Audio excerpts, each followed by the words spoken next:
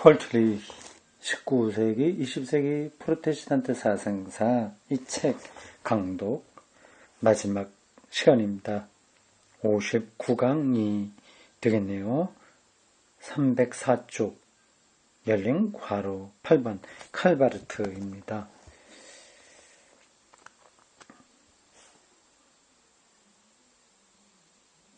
칼바르트 요 이야기하고 열린 괄호 9번 실존주의 요 작은 두 항목이 마지막 시간입니다. 보겠습니다. 304쪽 아래입니다. 우리는 특히 칼바르트의 사상적 발전의 초기를 다뤄야 되겠다. 초기. 이미 말한 대로 바르트는 스위스의 종교사회주의 운동 출신이었는데 종교사회주의면 상당히 과격한 겁니다. 사회 변혁에 초점을 놓은 그런 교회운동이라고 할 수 있습니다. 여기 출신이었는데 독일에서는 이 운동에 가담하지 않았다. 이 바르트는 스위스 바젤 출신입니다. 이 바젤이 맞죠? 제 기억이 맞죠? 바젤이 스위스하고 독일 경계 선 인근에 있습니다. 행정명으로는 물론 스위스인데 여러 가지 문화 분위기 이런 것들은 독일하고 똑같죠. 당연히 독일어 쓰고요. 바르테가 거기서 시작을 목사를 했고 물론 신학 공부는 독일에 와서 많이 했습니다. 제가 지금 정확하게 모르겠는데 마부르크에서도 왔었나요? 네, 여기저기 다녔죠. 그 당시에는 스위스하고 오스트리아, 독일 거의 같은 나라처럼 학생들이 여러 대학을 오가면서 공부했습니다. 젊어서 바르트가 바젤, 스위스 거기서 활동을 쭉 했습니다. 처음 목회지는 바젤이 아니죠. 또 잊어버렸네요. 있는데 조그만 그렇게 크지 않은 도시인데요. 뒤에 나오는지 모르겠습니다. 그렇게 하다가 이제 30대 로마서 주석을 쓰고 이름이 알려지면서 괴팅엔인가 여기 와서 신학 교수도 하고 나중에 바르멘 여기 와서 좀 있었고요. 그렇습니다. 독일이죠, 여기는 다요. 독일에 왔을 때는 종교사회주의 운동하고 좀 거리를 뒀습니다. 반대로 그런 그 위험을 인식했다. 위험이 뭐냐? 종교사회주의 운동이에요. 근데 과격한 거죠. 그것은 종교적 국가주의가 종교적 사회주의를 남용한 데서 보여주었던 것처럼 그리스도교 메시지가 특정한 정치적 사상이나 사회적 사상과 동일시될 현실적 위험이었다.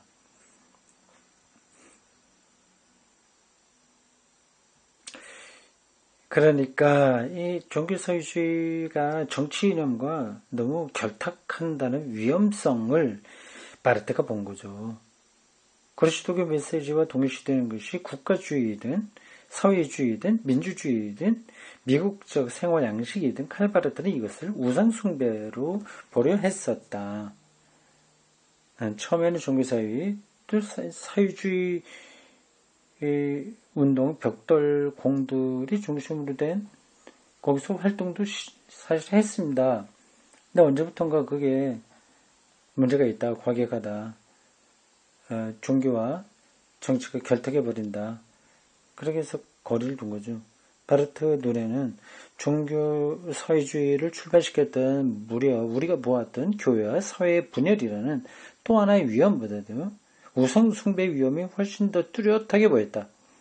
교회와 사회가 분열되면 이것도 문제인데 이러한 데서 오는 문제보다는 오히려 정치와의 결탁을 통해서 우상 숭배적 요소가 나타난 거 이게 더 위험했다고 본 거죠. 그래서 그는 종교사회주의를 포함한 이 모든 운동을 공격했다. 어떤 의미에서 그것은 자체가 위험스러운 일이었다. 공격이 위험한 거였다. 여기저기서 이제 적대자들이 생길 테니까요. 왜냐하면 독일의 루터 학생들은 사회 문제를 그대로 남겨두고 조직신학이나 성서학의 문제를 후퇴하는 경향이 너무 강하기 때문이다. 너무 이제 정치와 종교, 정치와 사회와 이 교회의 간격이 점점 멀어지는데 이 루터파니까요. 여기 바르트가 일조한 거 아니냐. 그러니까 그 조금 틸리가 보기에는 좀 경솔했다. 그런 것 같아요.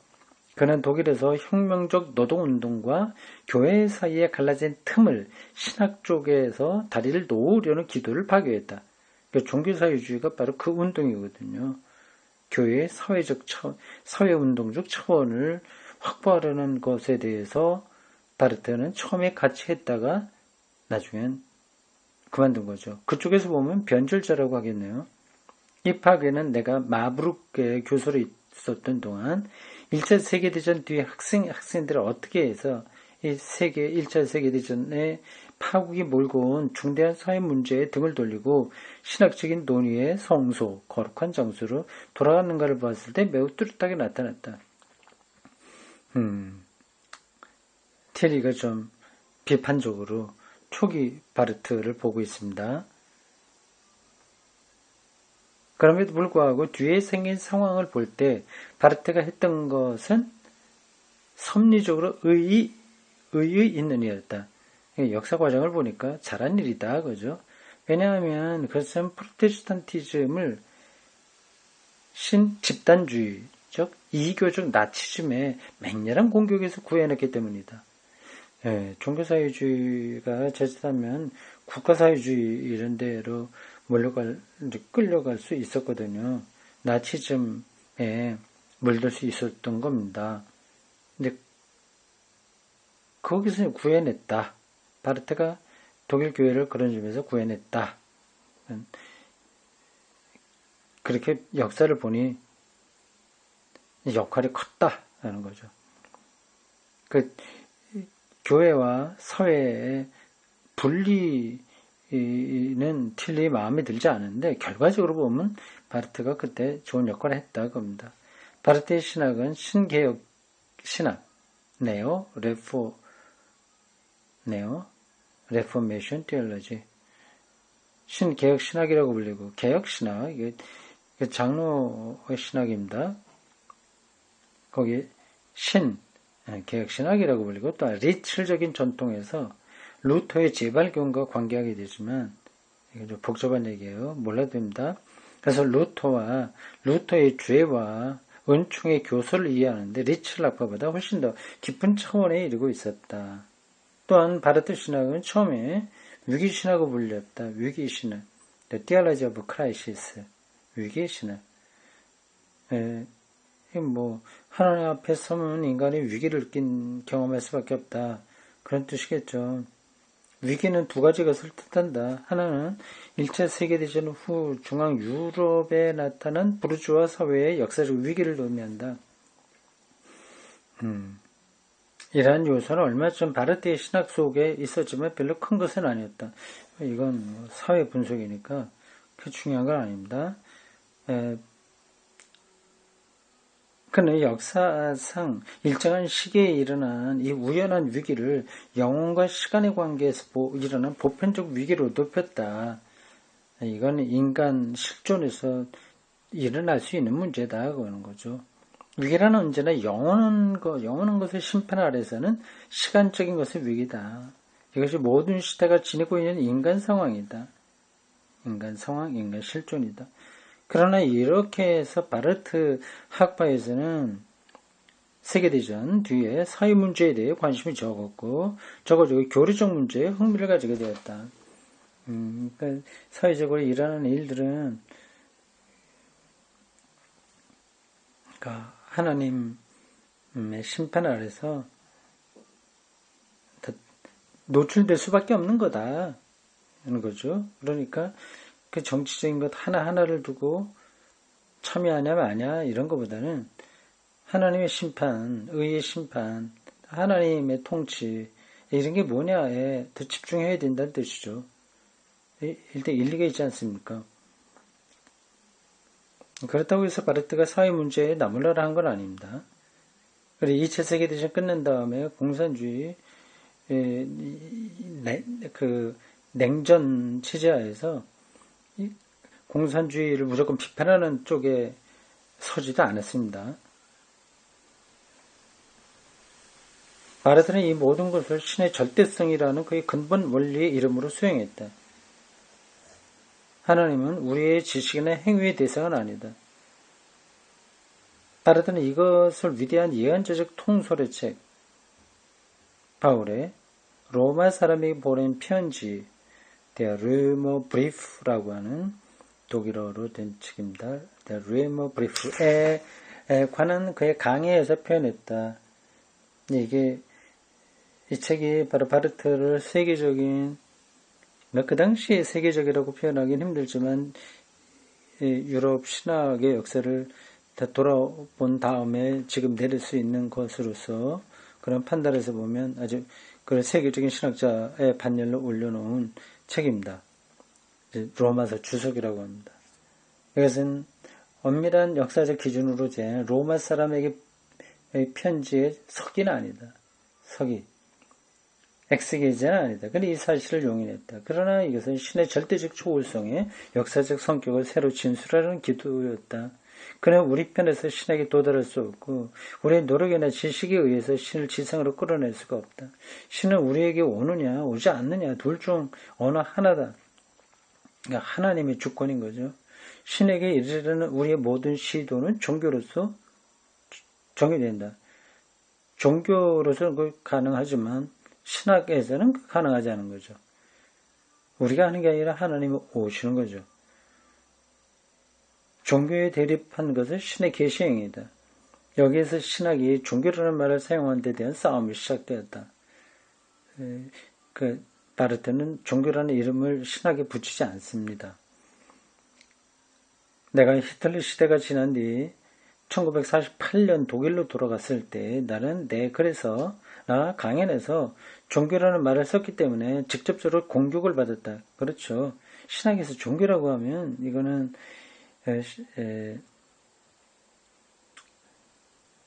그래서 좋지 않은 의미로 받아들여진 겁니다. 틸리는 그런 뜻으로 쓰지는 않은 거였지만 독일에선 바르트의 신학이 대세였기 때문에 종교를 부정적인 의미로 쓴 겁니다. 왜냐하면 바르트가 나치 그리스도교와 싸운 뒤였어요. 나치 그리스도교, 독일 그리스도인이라고 하는 단체가 있었습니다. 마치 우리의 한계총하고 비슷한 거예요. 어용적인 거죠. 그 싸운 뒤에서 종교는 아직도 인간의 자만의 표현으로서 신적인 것에 이르려고 하는 인간의 시도로서 느껴지고 있었기 때문이다. 그러나 그동안 나는 다음과 같은 것을 이해하게 되었다. 계시는 인간이 계시를 받아들일 때만 인간에게 도달할 수 있다는 것. 계시의 모든 수용은 그것이 안으로 종교적인 것이든 밖으로 세속적인 것이든 그것은 하나의 종교라는 것. 그리고 그것은 종교로서 언제나 인간적으로 왜곡되어 있다는 것 따위가 그것이다. 그러나 바르트는 초기에 이것을 인정하지 않았다. 그는 계시를 그리스도교의 메시지와 일치시켰다. 그리고 그리스도교의 계시 이외의 모든 것의 계시적 특성을 부정했다. 굉장히 그리스도교의 일원론적인 입장이죠. 그게 좀 강합니다. 특별히 그리스도 중심주의가 강합니다. 바르트의 신학의 특징입니다. 그러니 성령론적인 거는 좀 약할 수가 있죠. 그리스도교 외부에서 일어나는 생명사건들을 같은 차원으로 이해할 수 없는 겁니다. 이것으로 인해서 온갖 자연신학을 부정했다. 유명한 사건 자연신학에 에밀 브룬노하고 붙었던 신학 논쟁입니다. 인간의 접촉점에 대해 관해서 접촉점은 하나님과 인간 사이에 접촉점이 있느냐 하는 것에 관해서 에밀 브룬노와 싸웠던 다투었던 그의 유명한 논증은 그가 자연신학, 신학을 아주 터놓고 거절했을 때였다. 그래서 토마스주의적인 자연신학이, 토마스 아퀴나스의 신학이에요. 이제 자연신학적이죠.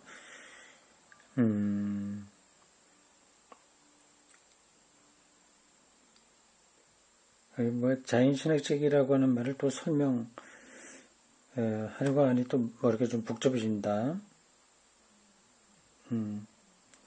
자연은총, 그렇게 생각하시면 됩니다. 하나님께서 자연을 통해서도 우리가 은총을 내려주신다는 관점을 붙들어야 된다는 게 자연신학입니다.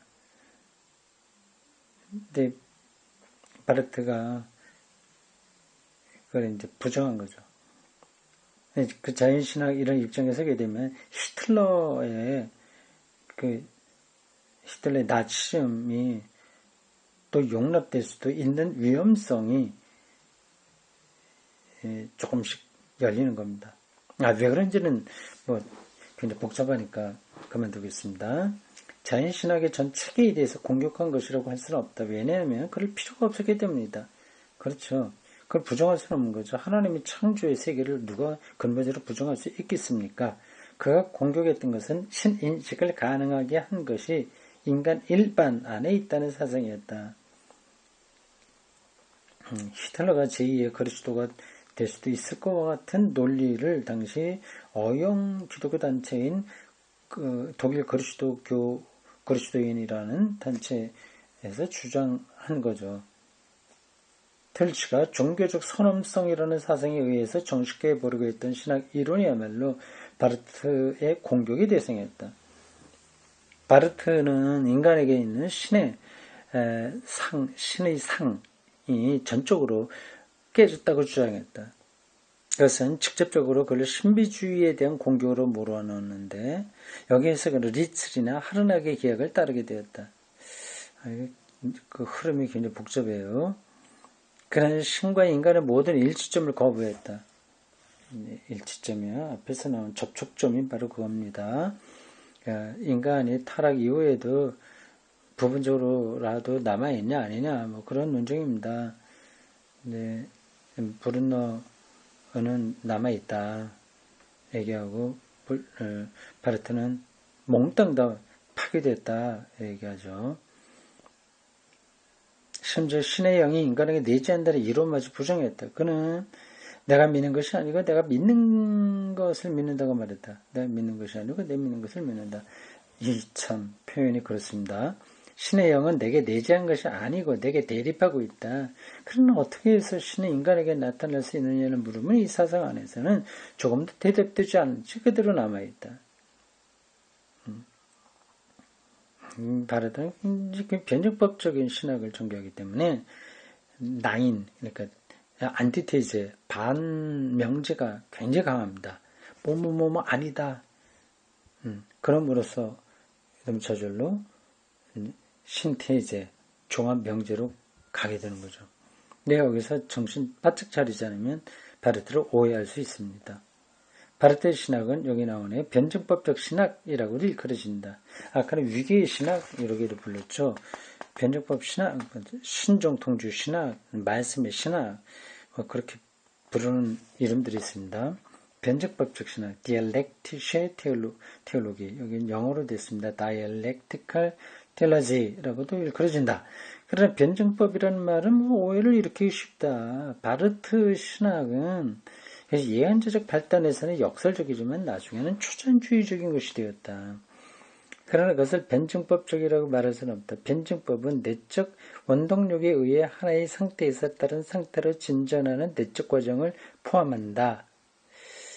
이 초전주의적 입장에서 그 밖에 수많은 반자유주의적인 신학의 이론이 나온다. 근데 변증법 신학이 맞는데요. 이 틀리기는 좀 그렇지 않다. 그렇게 말을 하고 있군요. 신의 말, 하나님의 말씀은 슐라이러마카의 종교의식의 사상이나 어떤 형태의 경건주의적 혹은 신비주의적 경험에 대한 반정립으로 안티테이제로 강조된다. 고전적 그리스도론이 받아들여지고 삼위일체의 교리가 그의 출발점이 된다. 칼바르트는 위로부터 삼위일체론으로부터 주어진 계시로부터 출발한다. 계시 하나님이 자기를 알리는 사건입니다.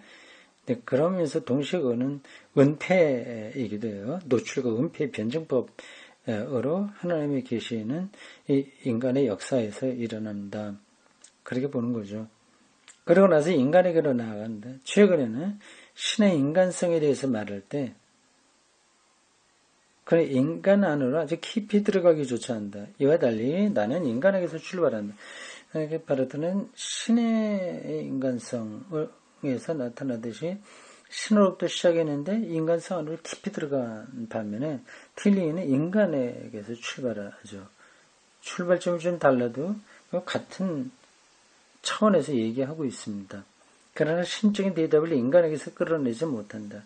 인간 안에 있는 물음에서 출발하지만 이 물음에 대해서는 신적 종교가 대답으로서 나타난다.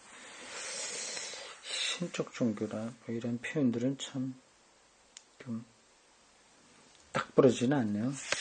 역사적 비평과 사회적 정치 운동과 바르트의 관계에 관해서 몇 가지 언급하고 싶다. 그는 역사 비평의 문제에 완전히 침묵했다. 침묵을 했으나 그걸 전제하는 거 아니겠습니까? 성경의 역사 비평 말이에요. 그는 역사의 예수의 문제를 조금 더 손대지 않았다. 뭐 그건 손대지 않았다고 해서 관심이 없는 건 아니고 그게 핵심이 아니라는 거겠죠. 그러나 문제는 잠잠히 있을 수 있는 게 아니다. 그래서 거의 비극적인 방식으로 다음과 같은 일이 일어났다. 불트만의 탈신화론에 대해 썼을 때 신학에는 분열이 시작되고 잠잠했던 문제가 신학계 전체에 걸쳐 불을 뿜어냈다. 탈신화론 이거 역사 비평의 핵심에 해당합니다. 성경을 역사 비평주로 볼 때 신화 요소가 강하다. 그래서 벗어나야 된다고 하는 거죠. 볼트만은 역사학적 문제가 신학에서 추방된 것을 구애했다. 성경에서 예수를 교리화된, 관념화된 그런 게 아니라 구체적인 역사적인 관점에서 접근해야 된다고 하죠. 그것은 거의 중요한 공적이다. 볼트만은 역사 문제가 침묵될 수 없다는 것을, 그리고 성수에 대한 우리의 관계 전체는 역사적 주장이나 초전적 진술에서 표현될 수 없다는 것을, 비록 바르트의 예언자적 힘을 가지고 표현될 수 없다는 것. 바르트는 예언자적 힘이 있잖아요. 신학이 예언자적입니다. 그거로도 표현될 수 없다는 것을 보여주었다. 그러나 우리는 성서라는 문서의 역사적 의미의 문제를 묻지 않으면 안 된다. 과연 얼마나 역사에 의존적이냐, 아니면 그걸 초월적이냐 하는 걸 깊이 논의해야 된다는 뜻입니다. 정치적, 사회적 운동에 관해서 바르트는 종교사회주의에서 거리를 유지하고 있었을 뿐만 아니라 한때는 히틀러 권력의 정치적 측면에서도 거리를 유지하고 있었다. 깊숙이는 안 들어갔다는 거죠. 그 문제. 그런 것을 용인했고 종교의 이름으로 그것을 반대하지. 그럴 기회가 많았지만 반대하지 않았다. 종교의 이름으로 그것을 히틀러를 처음에 반대하지 않았다는 거예요. 초창기에 그랬다는 거죠. 하이데거도 뭐 반대하지 않았으니까 초기에. 약간 1933년 4월 1일 유대인에 대한 최초의 대박해가 일어나 수많은 생명과 재산이 파괴되었을 때 교회는 침묵을 지키고 있었다. 교회는 히틀러에게 공격을 받을 때까지 입을 열지 않았다. 이것은 독일 교회의 가장 큰 약점의 하나이지만 이것은 그 칼바르트의 약점이기도 했다. 그때는 안 했군요. 그럼 그 다음에 바르민 선언이 그 다음에 곧 나왔으니까 직접적으로 막 그 일이 벌어지자마자 반대는 하지 않는가 보네요. 그러나 후에 바르트는 교회 내부에서 국가사회주의, 나치즘이에요. 국가사회주의에 대한 저항의 지도자가 되었다. 그는 최후에 그가 이전에 거절했던 것, 다시 말해서 히틀러가 이끌었던 운동은 그리스도교에 대한 공격을 의미하는 하나의 유사종교 운동이라는 것을 인정하는 자리까지 갔다. 그래서 그는 영국의 그리스도인들에게 유명한 편지를 써서 그리스도의 이름으로 히틀러에 저항할 것을 요청했다. 이것은 그의 처음 입장과는 전혀 달랐다. 이게 다른 거라고 말할 수 있을까요? 아직은 조금 때를 더 기다리고 있었던 거라고 보면 안 될까요? 요 부분에서는 좀 제가 틸리의 입장이 뭔지 말하기 쉽지 않네요. 틸리는 망명을 했거든요, 사실은. 독일을 떠났어요. 그만큼 히틀러에 대해서 자기는 적극적으로 반대했는데, 바르트는 그렇지 못했다고 하는 것을 간접적으로 지금 비판하는 거로 보입니다. 근데 망명을 보네포도 미국으로 와라 했을 때 갔다가 다시 왔거든요. 머물러라, 미국에 강연 갔다가 히틀러 시대 말이에요. 그래서 나는 조국에 가서 투쟁한다고 해서 와서 결국 순교했습니다. 근데 틸리는 가서 히틀러에게 피해보지 않고 잘 지냈죠. 미국에서요. 그런 상황 때문에 지금 바르트가 나중에는 반 히틀러의 기독교 대표적인 신학자였지만 처음에는 좀 반응이 시원치 않았다 이렇게 말하고 있는 걸까요? 오늘날 바르트는 많든 적든 중립적이다. 그리고 그의 기본적인 원리에 따라서 그리스도의 입장과 서구의 입장은 동시에 하지 않는다. 그 때문에 그는 서방교회에서 지독하게 공격을 받고 있다. 중립적이라고 하는 게. 그는 이슬람교는 히틀러에 대한 그의 비판을 같은 방식으로 공산주의에 적용하지 않는다. 동서냉전에서 중립적인 입장을 보였습니다. 그래서 유럽이나 미국에서는 좋아하지 않죠. 그래서 그는 거리를 지키려는 본래 입장으로 돌아갔던 것이다.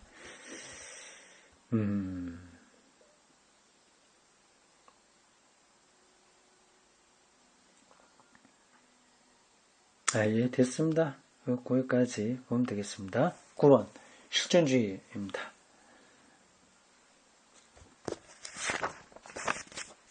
마지막입니다. 9번.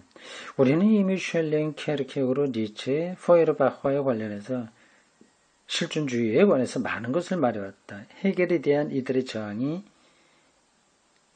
해결은 것이 역사 안에서만 인간을 이해하려고 하는데, 실존주의는 그게 아니라 어떤 역사가 벌어진다고 하더라도 그걸 경험하는 것이 실존이다 하는 거죠.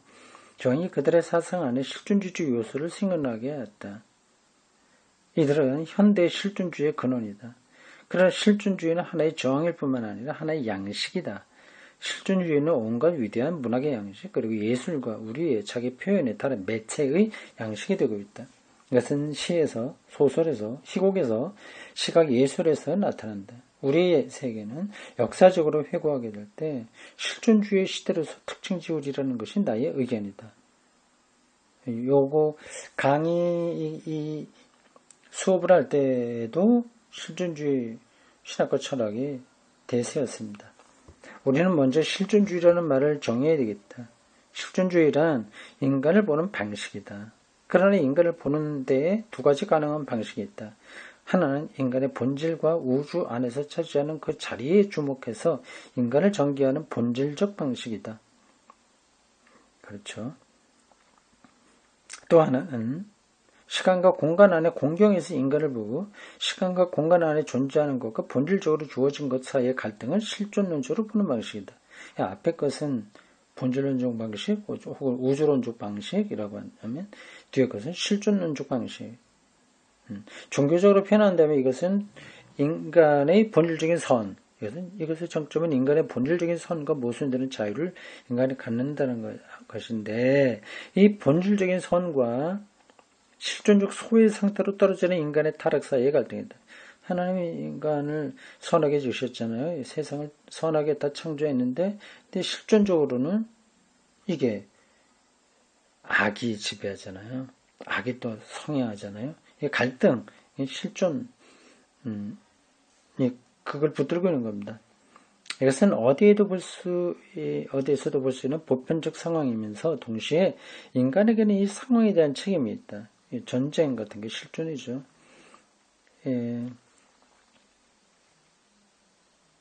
노동 문제도 그렇고요.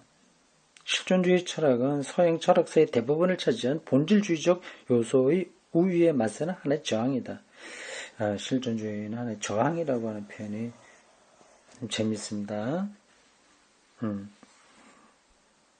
그렇죠. 이것은 플라톤, 성서, 아구스티누스, 둔수, 스코투스, 야콥 베메 그리고 그 밖에 이 사상의 실존주의적 요소의 부활을 보여주고 있다. 과거의 위대한 철학자들에게서 우리는 흔히 본질주의적인 접근의 우위성을 발견하지만 그 내부에는 실존주의적 요소가 들어있다. 욥기 같은 것도 실존주의 요소가 강한 거죠.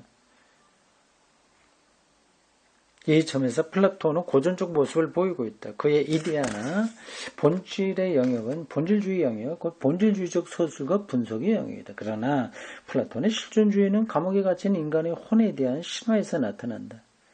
감옥에 동굴의 비유 같은 거예요. 다시 말해서 실존주의는 인간의 혼은 본질의 세계에서 그 혼의 감옥인 육체에게 로 내려온 다음 이 동굴에서 해방된다는 신호에서 나타난다. 본질주의적 요소는 해겔과 그의 위대한 조합에서 가장 강력하게 표현되었다. 절대 정신이 지배하게 되는 그 정체 틀이 거대한 틀이 있거든요. 그러나 해겔에게도 또한 실존주의적 요소가 숨겨 있다. 그의 제자들은 마침내 해겔에게 반대하고 나왔으며 이로써 저항으로서 실존주의 세대가 열리게 되었다. 그리고 마침내 실존주의는 우리의 세대에서 하나의 양식이 되었다. 양식, 일종의 패러다임이라고 하는 뜻입니다. 그러므로 거듭 말한다면 처음에 실존주의는 하나의 요소로 나타났고 다음에는 하나의 저항으로 그리고 종당에는 하나의 양식, 스타일, 패러다임으로 나타났다고 할 수 있다. 이것이야말로 오늘날 우리가 서 있는 자리다. 틸리가 강의를 할 때 그 시대에 상황입니다.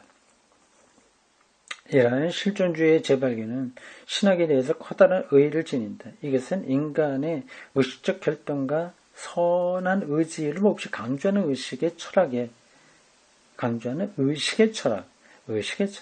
대립한 것으로서 인간 안에 있는 어두운 요소를 보았다. 실존주의자는 이전의 의식의 심리학에 항의해서 의식의 심리학 내가 생각한다 그러므로 존재한다 뭐 이런 것들이요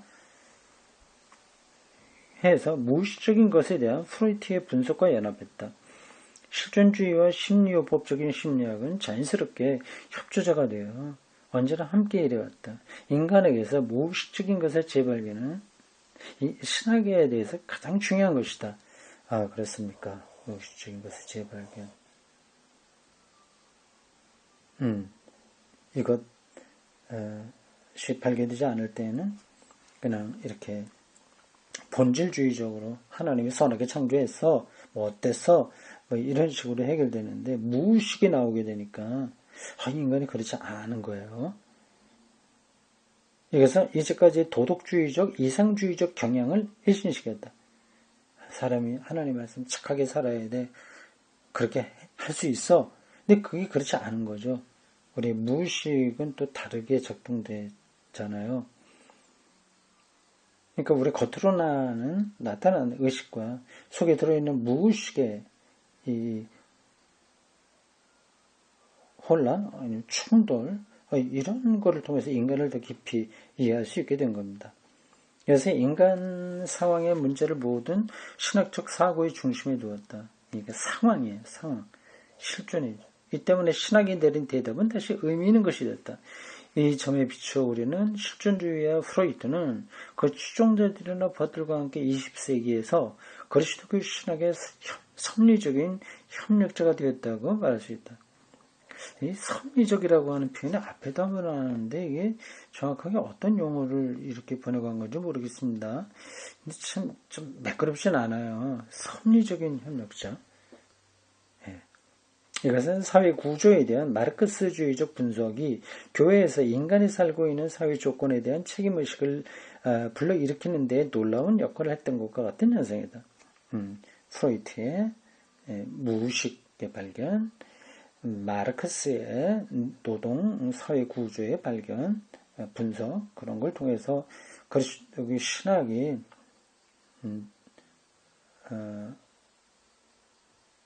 어떻게 어떤 방식으로 나가야 되냐는 그 방향을 좀 더 확실하게 붙들었다는 얘기입니다. 나는 이따금 당신은 실존주의 신학자냐라는 질문을 받고 난다. 이때 나의 대답은 언제나 짧다. 나는 반반이다. 라고 말한다. 이 말은 본질주의와 실존주의가 내게서 연대관계를 가진다는 뜻이다. 저도 그렇습니다. 본질주의와 자연주의, 실존주의, 본질주의, 실존주의. 본질은 하나님이 세계를 창조하셨어. 완성해, 완성, 종말, 하나님의 형상으로 지음받은 것, 등등. 이게 본질을 찾는 거거든요. 근데 그게 아니라 실존적으로는 인간이 모순적이잖아요. 이게 같이 연관되는 거죠. 만일 사람이 개인으로서 인간의 상황 안에 있고 해결처럼 신의 보좌에 앉지 않는다면 순수한 본질주의자가 되는 것은 불가능하다. 이 땅이 두 발을 딛고 있으니 이 모순을 안고 살아야 되는데 실존적 상황이라고 하는 게 본질로서도 해결이 안 되죠. 해결이 그의 철학에서 세계사를 원리적으로 완결된 것으로 구성했을 때 그는 자신을 신의 보좌에 앉혀놓고 있었던 것이다. 위에서 떡 내려다보고 다 이렇게 그림을 그려놓은 거죠. 이것은 순순한 본질주의적 형이상학적 자만이다. 왜냐하면 세계는 아직도 미래를 향해 개방되어 있고 우리는 신의 보좌에 있지 않기 때문이다. 칼바르트의 유명한 주장에 나와 있듯이 신은 하늘에 있고 사람은 땅에 있다. 땅에 있는 인간이 어떻게 역사의 종말을 다 내다보고 말할 수 있겠습니까? 해결은 그걸 시도를 한 거예요. 그냥 막무가내로 한 건 아니죠. 잘 살펴본 거죠. 역사를 잘 살펴보니 어떠한 미래로 간다 그 얘기를 한 거죠. 틸리는 그렇진 않다 그 주장이고요. 한편 순수한 실존주의도 불가능하다. 실존을 기술하기 위해서는 언어를 사용하지 않으면 안 된다. 소외, 불안 이런 것들이요. 언어란 보편 개념을 다룬다. 보편 개념을 사용하는 데에서 언어는 본질상 본질주의적이다. 언어가 본질주의적이라고 하는 거예요. 오랜 역사를 담고 있으니까요. 옛날부터 내려온 거니까. 이것은 피할 수가 없다. 언어를 단순한 소음이나 발음으로 환원시키려는 기도는 보편 개념이 실제하지 않는 동물의 수준으로 인간을 돌려보내는 것이다. 그러니까 언어 속에 존재가 담긴다는 차원을 여기서 보고 있는 겁니다. 동물은 보편 개념을 표현할 수 없다. 그러나 인간은 세계와의 인카운터, 만남을 보편 개념으로 표현할 수 있고 또 그렇게 해야 된다. 그러므로 인간의 마음에는 본질주의적인 틀, 프레임이죠. 프레임워크가 있다. 실존주의는 보다 큰 전체의 한 요소로서만이, 다시 말해서 선한 창조물로 보이는 존재 구조 안에 있는 하나의 요소로서만이, 그리고 그 틀 안에서 인간의 실존을 기술하는 것으로서만이 가능하다. 그런 걸 해야지 그 전체 구조를 자기가 말하려고 하면 안 되는 거죠. 인간의 본질적인 선과 실존적인 소외와의 갈등은 마지막 요 문장들입니다. 본질주의와 실존주의의 결합 없이는 결코 해소되지 않는다. 본질적인 선과 실존적인 소외와의 갈등. 에덴 동산이 유지되지 않고 신라곤으로 갈 수밖에 없었던 그런 소외 이런 문제에 본질주의와 실존주의가 결합돼야만 해결된다고 하는 거죠. 본질이 뭐냐를 끊임없이 탐구할 뿐만 아니라 이 실존에서 인간이 어떻게 그것을 경험하냐 하는 것을 잠재의식, 그리고 인간의 소외 등등에 대한 사회학적 분석에서 그거를 풀어내야 된다는 거죠. 신학은 낙원설화에서, 여기 나오잖아요. 에덴 동산이에요. 제가 잘 따라가고 있는 거예요. 에덴 신라곤 바로 앞에서 얘기했는데 금방 나와요. 낙원설화에서 상징적으로 훌륭하게 표현된 인간의 본질, 선하게 창조된 것, 그리고 죄와 죄책과 죽음 아래에 있는 인간의 실존, 타락, 이 조건, 이 둘을 다 함께 봐야 된다. 됐죠? 여기까지요. 네, 지난 먼저부터 우리가 했죠. 이거를 59강으로 마치게 됐는데,